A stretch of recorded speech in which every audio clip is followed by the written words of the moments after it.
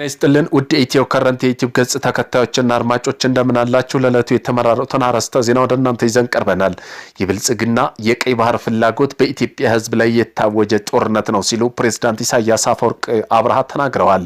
የኤርትራው ፕሬዝዳንት ኢሳያስ አፈወርቂ ከሀገራቸው ብሔራዊ ቴሌቪዥን ጋር ባደረጉት ቃለ ምልልስ የብልጽግናና ቀይ ባህር ፍላጎት በኢትዮጵያ ሕዝብ ላይ የታወጀ ጦርነት ነው ብለዋል። ሰኞ ጥር 4 2018 ዓ.ም በተላለፈው ቃለ ምልልሳቸው ላይ ኢትዮጵያና በኤርትራ መካከል ካለው ውጥረት ጋር በተያያዘ ለቀረበላቸው ጥያቄ የውሃ ጦርነት ብሎ ማወጅ ለማን ነው? እኛ በቀጥታ የቀይ ባህር ጉዳይ አይደለም የናይል ጦርነት ነው እየታወጀ ያለው፣ ጦርነቱ ማን የሚመለከተው ነው ብለዋል። ኢትዮጵያ ቀይ ባህርን ለማግኘት የምታደርገው ዲፕሎማሲያዊ እንዲሁም ፕሮፓጋንዳ እንቅስቃሴ ለማዳመቅ የቀረበ ነው ሲሉም ከሰውታል። ፕሬዝዳንቱ ለጉዳዩ እውቅና መስጠትም አይገባም ሲሉ አጣጥለውታል። ብልጽግና መጀመሪያ ላይ ጦርነት የከፈተው በኢትዮጵያ ህዝቦች ላይ ነው። ከፕሪቶሪያው ስምምነት በኋላ አማራ ክልል ፋኖ ለማጥፋት ጦርነት ታውጇል። በትግራይ፣ በአፋር፣ በኦሮሚያና በሶማሌ ጦርነት ታውጇል ብለዋል። አክለውም ይህ ጨዋታ የብልጽግና አጀንዳ አይደለም፣ አጀንዳ የሌሎች ነው፣ ገንዘብ እየሰጡ እየደገፉ ያሉት ሌሎች ናቸው ሲሉ ተናግረዋል። ፕሬዝዳንቱ በሰጡት ቃለ ምልልስ እንዲሁም ወዳለቀው ቀውስ የሚገፋው ሰነፍ የከሰረ ፈሪ ስግብግብ ነው በማለት ገልጸውታል። ኢሳያስ ለጦርነቱ ዝግጅቱ ወደ ኢትዮጵያ ሰው አልባ አውሮፕላንና ድሮን ሌሎች የጦር መሳሪያ እየገቡ እንደሆነ ጠቅሰዋል። ማን ነው ድሮኖችን እያመጣ ያለው? ከውጭ እነዚህ ሁሉ መሳሪያ እየገዛ ያለው ማን ነው? ይህን ሁሉ ሴራ በገንዘብ እየደገፈ ያለው ማን ነው? ገንዘቡ ከየት እየመጣ ነው? ሲሉ ፕሬዝዳንቱ በጥያቄ መልክ ተናግረዋል። ቃለ ምልልስ ላደረጉላቸው ጋዜጠኞች ጊዜያችሁን አታባክኑ፣ እንዲህ ያለ ነገር በሚዲያችሁ መጠቀምም የለበትም ብለዋል። ፕሬዝዳንቱ አክለውም ጦርነት ከተከፈተብን ግን ማን መብታችን እንደሚያስጠብቅ አንጠይቅም፣ ወደ ውሸት ጠረጴዛ መጋበዝ የለብንም ብለዋል። በኢትዮጵያና በኤርትራ መካከል ያለው ግንኙነት ከጊዜ ወደ ጊዜ እየሻከረ ከመምጣቱ ባሻገር የጦርነት ስጋት ሲስተጋባ ቆይቷል። በተለይ ከፕሪቶሪያ ስምምነት ወዲህ የጠለሸው የሁለቱ ሀገራት ግንኙነት ከኢትዮጵያ ቀይ ባህር ጥያቄ ጋር በተያያዘ ውጥረት ሰፍኖበታል። የኤርትራው ፕሬዝዳንት ኢሳያስ አፈወርቂ አብርሃ ከብሔራዊ ቴሌቪዥን ጣቢያ ጋር በሚደረገው ቃለ ምልልስ እንዲሁም የማስታወቂያ ሚኒስትር አቶ የማነ ገብረ መስቀል በማህበራዊ ሚዲያ የሚያወጣቸው ጽሁፎች ገዢው ፓርቲ ብልጽግና ሲሸነቁጡ የመጀመሪያቸው አይደለም፣ ከድሮም ጀምረው የሚናገሩት ነው። ፕሬዝዳንት ኢሳያስ ከጠቅላይ ሚኒስትር አብይ አህመድ ጋር ሆድ እና ጀርባ መሆናቸውን ተከትሎ ፕሬዝዳንት ኢሳያስ በዋነኝነት ከግብጽና ከሳውዲ አረቢያ ጋር ያላቸውን ትስስር አጠናክረውታል። ግብጽ ከሳውዲ አረቢያ ጋር ከኤርትራ ስላለ ግንኙነት በሰጡት ማብራሪያ በኤርትራና በሳውዲ አረቢያ መካከል የተፈረመው የሁለትዮሽ ስምምነት በጋራ መግባባት ላይ የተመሰረተ ነው ብለዋል። በአፍሪካ ቀንድ የሚነሱ ችግሮች ዋና መነሻቸው የውጭ ጣልቃ ገብነት መሆኑን ጠቅሰው ግብጽና ሳውዲ አረቢያ ያላቸውን የጎላ ሚና መሆን አለበትም ሲሉ አክለዋል። የባህር ዳርቻና የአየር ክልል ሀያላን እንዲጠብቁት ማድረግ አይሰራም፣ ቀጣይ ደህንነት የሚያስጠብቀው ትብብር ነው ብለዋል ፕሬዝዳንቱ። አሜሪካ የውጭ ጉዳይ ፖሊሲ በጽኑ በመተቸት የሚታወቁ ፕሬዝዳንቱ ከዶናልድ ትራምፕ አስተዳደር ጋር ያለው ግንኙነት በፈተና የተሞላ መሆኑን ጠቅሰው አሜሪካ ጋር የሚኖረው ግንኙነት ከሁለትዮሽ ትስስር የዘለለ መሆን እንዳለበት ጠቁመዋል።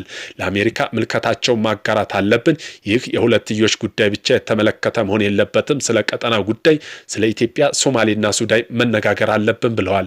ቅድሚያ መስጠት ያለብን ለእኛው ጉዳያችን ነው ሲሉ አክለው ስለ ሱዳን የእርስ በርስ ጦርነትም አስተያየታቸውን የሰጡ ፕሬዝዳንት ኢሳያስ ሱዳን መቆጣጠር ከተቻለ ግብጽ፣ ቻድ፣ ማዕከላዊ አፍሪካ ሪፐብሊክና እንዲሁም ደቡብ ሱዳን፣ ኢትዮጵያ፣ ኤርትራ እንዲሁም ቀይ ባህር ላይ ጫና ለማሳደር የተባበሩት አረብ ኤምሬቶች የውክልና ጦርነት በማለት ተናግረውታል። የሱዳን ጦር ሊመሰገን ሊደገፍ ይገባልም ሲሉ እንደ ደቡብ ሱዳን ያለ ዕጣ ፋንታ ሱዳን እንደማይገጥማት መጠንቀቅ እንደሚያስፈልግን ገልጸው ግብጽ የሱዳን የእርስ በርስ ጦርነት ለማስቆም የጀመረችውን የጎረቤት ሀገር ውይይት ጥሩ ጅማሮ ቢሆንም ድንገት መቋረጡን ጠቅሰዋል።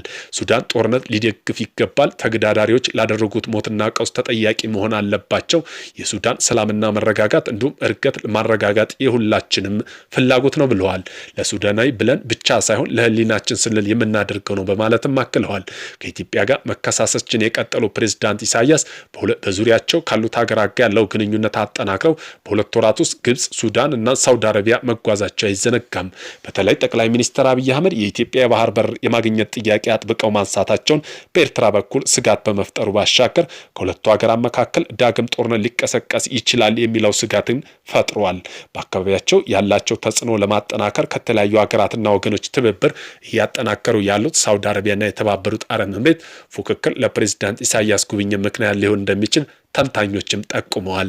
ፕሬዝዳንት ኢሳያስ ከጦር ኃይላቸው አዛዥ ጄኔራል አብዱል ፈታህ አልቡርሃን በተደረገው ግብዣም ወደ ሱዳን አቅንተዋል።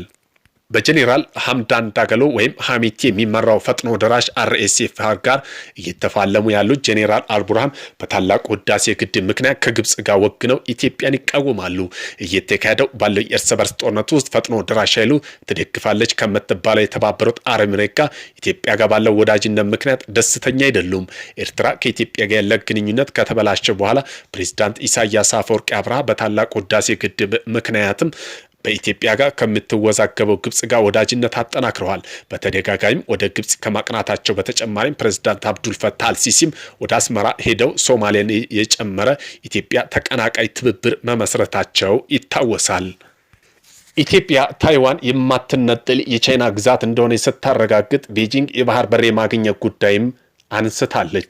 የውጭ ጉዳይ ሚኒስትሯ ወደ ኢትዮጵያ የላካቸው ቻይና የቀጠናው ሀገራት ሉዓላዊነት፣ የግዛት አንድነት ባከበረ መልኩ የማሪታይም ሎጂስቲክ ትስስራችን ለማጠናከር የሚደረገው እንቅስቃሴ እንደምትደግፍ አስታውቃለች። የባህር በር የማግኘትና ጉዳይ የማሪታይም ሎጂስቲክ ትብብር ለማጠናከር ከሚደረጉ ተግባራት መካከል እንደሆነ ትገልጻለች። በዚሁም ኢትዮጵያ በበኩሏ ታይዋን የማትነጥል የቻይና ግዛት አካል እንደሆነች በመግለጽ አንድ ቻይና መርህ ያለው ቁርጠኛነት አረጋግጣለች። ደረፒ አቆጣጠር 2026 የመጀመሪያ ጉብኝታቸውን በአፍሪካ ያደረጉት የቻይና የውጭ ጉዳይ ሚኒስትር ዩንግ ዋን ለሁለቱ ቀናት ይፋይ ጉብኝት ሐሙስ ታህሳስ ኢትዮጵያ ውስጥ ገብተዋል። ዋንግ በአዲስ አበባ ጠቅላይ ሚኒስትር አብይ አህመድና የውጭ ጉዳይ ሚኒስትር ዶክተር ጌዲዮን ጢሞቴዎስ እንዲሁም የአፍሪካ ህብረት ኮሚሽን ሊቀመንበር መሐመድ አሊ ዩሱፍ ጋር ተናግረዋል። የቻይና የውጭ ጉዳይ ሚኒስትር ከአብይና ከጌዲዮን ጋር የነበራቸው ውይይት ከሀገር ውስጥ ጉዳይ ባሻገር ቀጠናዊ እንዲሁም ዓለም አቀፋዊ ወቅታዊ ሁኔታ የተነሱበት እንደሆነ ዛሬ በመግለጫቸው ላይ አጋርተዋል። የቻይና መንግስት በኢትዮጵያ የምታከብረውን ሀገራዊ ልማት ለተመዘገቡ አዲስ ስኬቶች ያለውን አድናቆት እንደገለጹት የውጭ ጉዳይ ሚኒስትር የጋራ ያወጡት መግለጫ ጠቁሟል። ቻይና የኢትዮጵያ ህዝብ ከሀገራት ሁኔታ ጋር የሚስማማ የልማት ጎዳና ለመከተል የሚደረገውን ጥረት በጽኑ እንደምትደግፍ አስታውቃለች። ኢትዮጵያ ላይ የሚቃጣ የውጭ ጣልቃ ገብነትም እንደምትቃወም አስታውቃ መግለጫ እንደሚያስረዳው ሁለቱ ሀገራት የልማት ፖሊሲና ስትራቴጂካዊ በተመለከተ ቅንጅት ለማጠናከር እንዲሁም ከመንግስት አስተዳደር ጋር በተያያዘ ጉዳዮች የሚደረጉ የልማት ልውውጦች ለማበረታታት ተስማምተዋል። ቻይና በአፍሪካ ቀንድ ሰላም ለማምጣት ሚና ከፍ ያለ ግምት እንደምትሰጥ በመግለጿ በጋራ መግለጫ ሰፍሯል። ኢትዮጵያ በበኩሏ በቻይና የሰላምና ልማት እቅድ በአፍሪካ ቀንድ አማካኝነት ለተመዘገቡ ውጤቶች ያላትን አድናቆት ገልጸዋል። ቻይና በዚህ መግለጫ ላይ ኢትዮጵያ መንግስት በቅርብ ዓመታት ውስጥ ወዲህ በአጽንኦት እያነሳ ያለ የባህር በር ተጠቃሚ ጉዳይ ቀጠናው ትስስር አያይዛ ጠቅሳለች። የቀጠናው ሀገራት የተለያዩ መስኮች የግንኙነት ትብብር በአፍሪካ ውህደት ለማጠናከር የሚከወን ተግባራት እንደምታበረታታ አስታውቃለች። ግንኙነት ለማጠናከር በሚል ከተጠቀሱ ጉዳዮች ውስጥ አንዱ የማሪታይም ሎጂስቲክ ማሳደግ ነው። ይህም የሆነበት አንዱ መንገድ ባህር በር የማግኘት ጉዳይ እንደሆነ ቻይናም ጠቅሳለች። የባህር ሎጂስቲክ ጉዳይ በቀጠናው ሰላም፣ መረጋጋት፣ ብልጽግና ለማስፈን ዓላማ መዋል እንዳለበት የገለጸችው ቻይና በንግግርና ዲፕሎማሲ መንገድ መከናወን እንዳለበት አንስተዋል። ቀጠናው ትስስር ጋር በተያያዘ እነዚህ ተግባር ጉዳይ የሚመለከታቸው ሀገራት ሉዓላዊ ግዛት አንድነት እንዲሁም የተባበሩት መንግስታት ድርጅት ቻርተርና ዓለምን አቀፍ ሕግን በማክበር መመስረት እንዳለባቸው አስረድተው ኢትዮጵያ በአንጻሩ ከሰሞኑን ድጋሜ የወጡ የውጥረት ምንጭ እየሆነች ባለ የታይዋን ጉዳይ ድጋፏን ለቻይና እንደሆነ በድጋሚ ያሳውቃለች። ቻይና ሉዓላዊ ሀገር እንደሆነች ያወጀችው ታይዋን የምትቆጥረው የራሷ ግዛት አካል አድርጋ ነው። ከሰሞኑን ቻይና በታይዋን አቅራቢያ ወታደራዊ ልምድ እያደረገ መሆኑ ቤጂንግ በደሴቱ ላይ ጦርነት ከፍት ትችላለች የሚለው ስጋት በድጋሚ እንዲበረታ ምክንያት ሆነዋል። ይህ ውጥረት ባየለበት በአሁኑ ወቅት የወጣው የሁለቱ ሀገራት የጋራ መግለጫ ላይም ኢትዮጵያ ለአንድ ለቻይና መርህ ያለው ጽኑ ቁርጠኛ በድጋሚ ያረጋግጣለች። በዓለም ላይ አንድ ቻይና ብቻ መኖር ታይዋን የማትገነጠል ቻይና ግዛት አካል መሆኗን በመጥቀስ አቋሟን ያሳወቀው መንግስት ኢትዮጵያ ማንኛውም የታይዋን ነጻነት እንቅስቃሴ በጽኑ ትቃወማለች ብለዋል።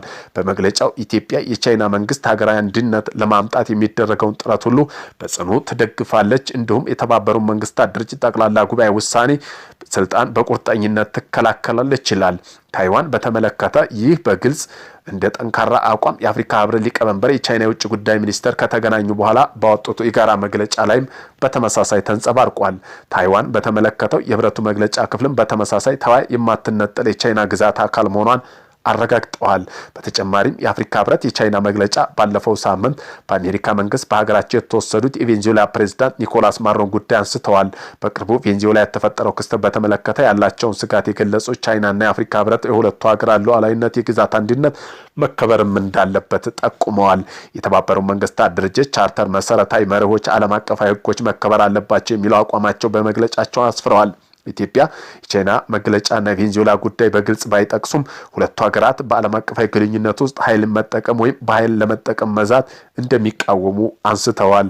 በተጨማሪም ቻይናና ኢትዮጵያ በአዲሱ የአውሮፓ 2026 በውጭ ጉዳይ ሚኒስትሩ መካከል አዲስ የፖለቲካ ምክክር ለማካሄድ እንደተስማሙም መግለጫ ያስረዳል።